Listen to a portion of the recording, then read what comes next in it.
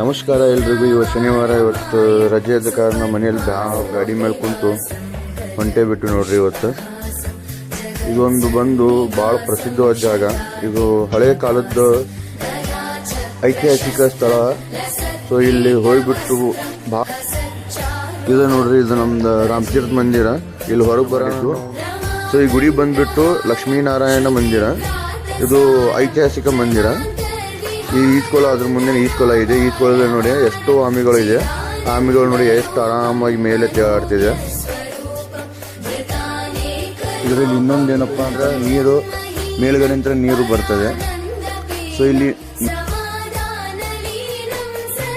ಶ್ರೀ ಲಕ್ಷ್ಮೀನಾರಾಯಣ ಗುಡಿ ಹಿಂದಿನ ಒಂದು ಅದ್ಭುತವಾದಂಥ ಹಳೆಯ ಶಿವಲಿಂಗನೂ ಇದೆ.